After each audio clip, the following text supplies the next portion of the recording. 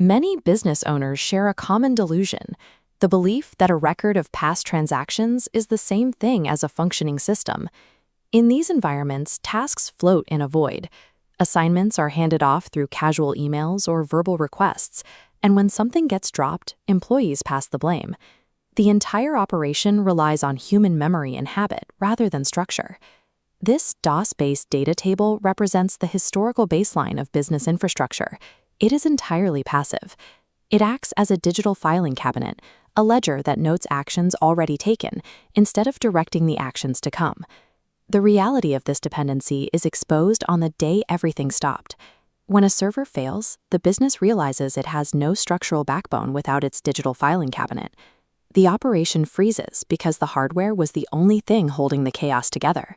A system that merely records data is not an actual system. It is a digital ledger waiting for a crisis to expose its lack of control. Through years of observing broken workflows, author and consultant Evlin Marcelline identified a different path.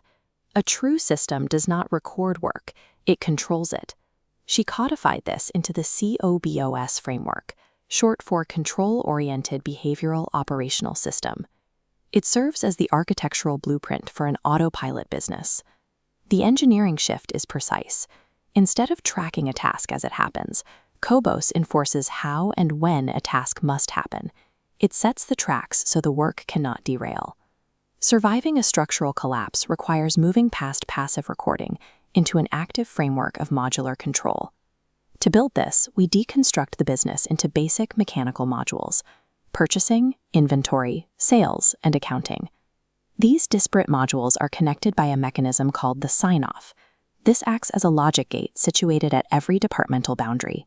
The rule is strict. The logic gate physically prevents the inventory module from starting until the purchasing module is officially completed and signed off. Data only flows once that confirmation pulse is triggered.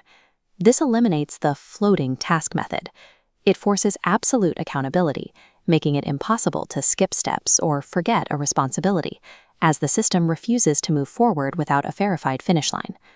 Applying these rigid, mechanical limitations between departments creates a flawless, predictable operational flow.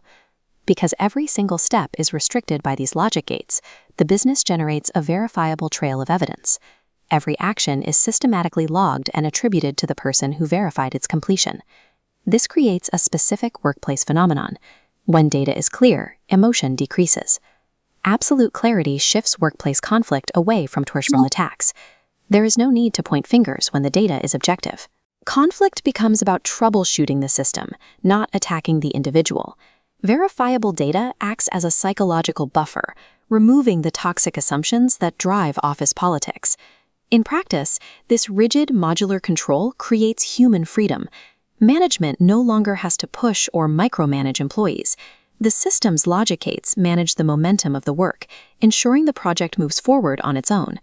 This leads to the ultimate philosophy of the framework. Everyone is CEO. Here, CEO stands for Chief Example of Others.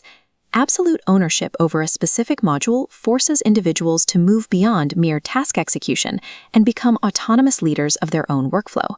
True workforce autonomy is only possible when the boundaries of responsibility are rigidly controlled by the system. A true business legacy is separate from the charisma or hustle of its founder. An autopilot business continues to run smoothly and calmly, entirely independent of the owner's physical presence. So, look at your current workflow. Are your systems just taking notes on what happened yesterday, or are they truly in control of what happens tomorrow?